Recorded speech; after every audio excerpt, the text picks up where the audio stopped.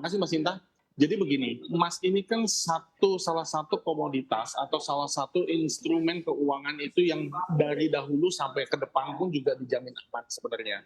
Tetapi semakin zaman itu semakin maju dan teknologi itu semakin meningkat, maka banyak platform yang dijual itu pun juga melewati berbagai macam platform lah, salah satunya digital. Nah, sebenarnya pemerintah itu sudah mengatur untuk penjualan emas itu digital sejak 2018 melalui peraturan Menteri Perdagangan. Terus ditambah lagi di peraturan dari Bapepti di tahun 2019. Itu sudah diatur itu untuk penjualan emas digital. Nah, sedangkan untuk penjualan emas fisik itu sebenarnya sudah diatur dari tahun 97 berupa undang-undang dan diperbaharui Jungto di tahun 2011. Sebenarnya itu secara hukum itu sudah sangat jelas. Nah, cuman ya memang banyak pelaku dalam tanda kutip, banyak yang mencoba-coba untuk menjual tanpa izin segala macam. Nah, yang ini khusus untuk perkara yang ini menurut saya ini telak karena kondisinya kenapa? Karena sudah ada izin dan dia itu membawa instansi lain yang seolah-olah izin itu sudah dapat resmi dan bahkan dia sudah declare bahwa Bapepti itu sudah memberikan izin. Nah, langkah selanjutnya sebenarnya itu harusnya sebelum terjadi kejadian ini, para pembeli ini saya yakin pembeli yang tadi yang membeli itu masih ada edukasi, artinya memiliki tingkat intelektual yang cukup menurut saya untuk bisa memeriksa. Contohnya memeriksa seperti apa? Ya ini digital, harusnya berpikir bagaimana uang itu, apakah ketika uang itu kita transfer kita dapat fisik atau tidak. Karena sudah banyak pengalaman-pengalaman dari sebelumnya, tadi diberitakan GTI dan lain-lain, itu non fisik.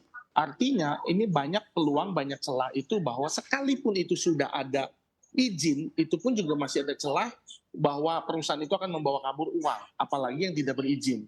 Nah, khusus yang ini Tamasya, ini jelas tidak berizin ya, sudah melanggar undang-undang ya, jelas pidananya. Seperti itu. Baik, Pak Andreas. Jadi artinya walaupun perusahaan sudah berizin begitu ya, apalagi perusahaan investasi, ada baiknya kita tetap harus melakukan pengecekan ya. Apalagi ini yang tidak berizin begitu, Ya, sebaiknya kita memang lebih berhati-hati.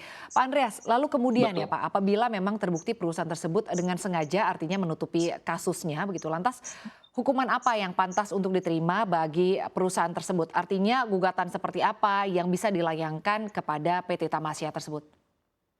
Baik, ada dua, bisa pidana, bisa perdata. Yang pertama ini pidananya sudah jelas. Berdasarkan Undang-Undang Nomor 32 Tahun 97 dan Jungto Nomor 4 Tahun 2014, ini undang-undang ya, mengenai perdagangan barang komoditi. Emas ini termasuk barang komoditi. Itu di pasal 71 jelas. Mereka itu akan didenda 10 sampai 20 miliar dan kurungan itu 5 sampai 10 tahun. Itu jelas. Itu baru dari undang-undang tentang komoditi saja, belum dari undang-undang dari hukum pidananya 378 jelas. Karena kenapa? Dia bilang sudah ada izin dari Bapepti, ternyata belum ada. Jadi penipuannya sudah ada. Nah, bagaimana penggelapannya? Penggelapannya tinggal sebenarnya kan dikasih waktu itu, pemilik emas digitalnya itu dikasih waktu sampai tanggal berapa Februari itu kan untuk menjual. Kalau nanti pada saat dia menjual, si nasabah atau pembeli emasnya itu tidak mendapatkan barangnya, itulah terjadi penggelapannya. Seperti itu. Baik, jadi artinya bisa perdata dan juga pidana ya Pak Andreas. Lalu Pak, Pidana, terkait betul. dengan tindak pidana kejahatan korporasi, ancaman hukuman seperti apa yang artinya selain daripada tadi kepada Tamasya begitu, kepada artinya pihak-pihak seperti misalnya yang turut mempromosikan, apakah sebetulnya mereka juga bisa dimintai pertanggungjawaban Pak Andreas? Sebenarnya ini tipis. Yang untuk promosi seperti Seperti misalnya artis. influencer-influencer begitu Pak? Ya, betul. Influencer-influencer kan belum tentu mengetahui. Bisa jadi dia juga sendiri dibilang, Pak, ini kita sudah ada izin dari Bapepti segala macam. Dan saya percaya influencer itu tidak akan memeriksa izin Bapeptinya mana. Jadi saya bisa bilang ya influencer sendiri belum tentu tahu.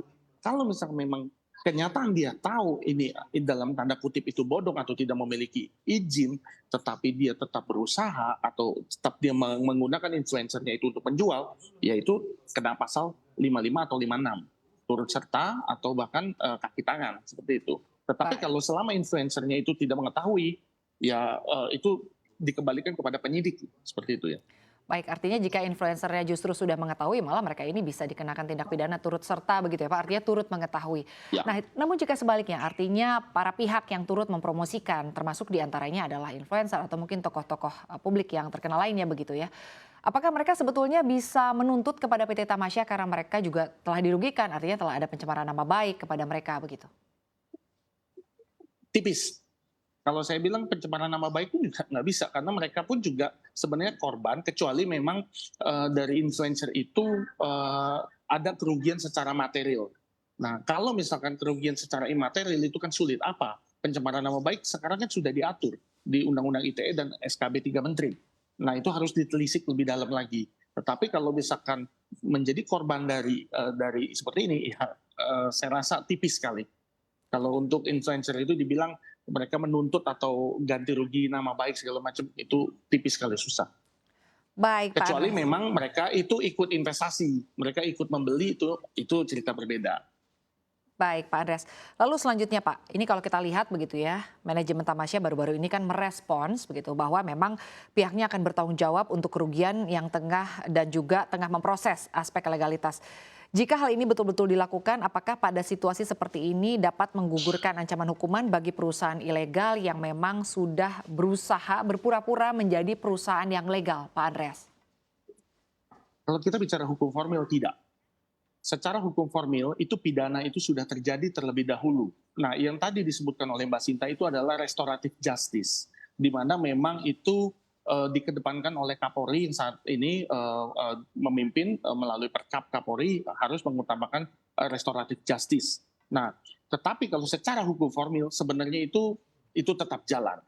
Tapi kalau misalkan memang diutamakan restoratif justice dan korban itu semuanya tercover, ya kita bicara restoratif justice itu adalah bicara penyampingan atau menyampingkan tindak pidana dikarenakan memang lebih besar mudarat daripada lebih besar manfaat daripada mudarat.